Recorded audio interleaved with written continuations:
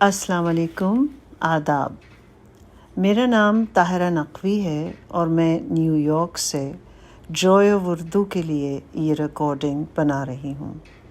اصل میں تو مجھے کہنا چاہیے کہ میں زرمین انصاری کے لیے بنا رہی ہوں، کیونکہ یہ ادارہ اسی کی محنت، کاوشوں اور کریٹیو انرجی کا نتیجہ ہے۔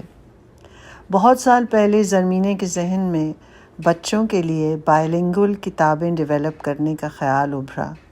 کہانی بہت لمبی ہے، بس میں یہ کہوں گی کہ وہ انیشل جدوجہد اس انیشیٹو میں چینل ہو گئی جس کا نام جوائے آف اردو ہے۔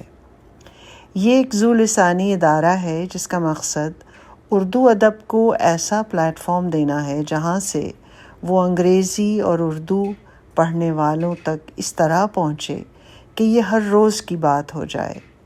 اس طرح کا کوئی اور پلیٹ فارم اس وقت موجود نہیں ہے جو اتنے لوگوں تک پہنچ رہا ہو اور دنیا میں ہر جگہ اردو والوں سے متوجہ ہو اور اردو کی دنیا کے وہ دروازے ان کے لیے کھول رہا ہو جو لٹریری ایلیٹزم کے پہرے میں عام طور پر بند رہتے ہیں۔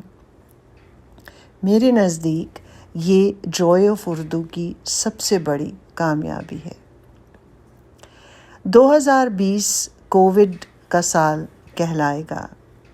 اس سال میں جوائے آف اردو کے انسٹیٹیوشن نے خاص طور پر بہت ترقی کی ہے اور سب کی بہت خدمت کی ہے۔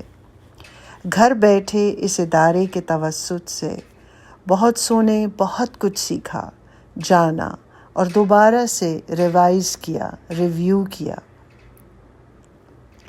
عارفہ سیدہ اور زرمینے کی حماقتیں، the art of translation series, گھر بیٹھیے کتابیں پڑھیے اور مسائل تصوف جیسے اعلیٰ پائے کے پروگرام ہوتے رہے ہیں۔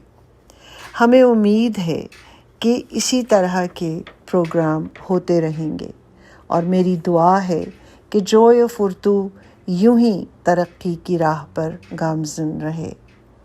میں اس گفتگو کو علامہ اقبال کی ایک غزل سے ختم کر رہی ہوں۔ گلزار ہست و بود نہ بیگانہ وار دیکھ، ہے دیکھنے کی چیز اسے بار بار دیکھ۔ آیا ہے تو جہاں میں مثال شرار دیکھ، دم دے نہ جائے ہستی ناپائیدار دیکھ۔ مانا کہ تیری دید کے قابل نہیں ہوں میں، تو میرا شوق دیکھ، میرا انتظار دیکھ۔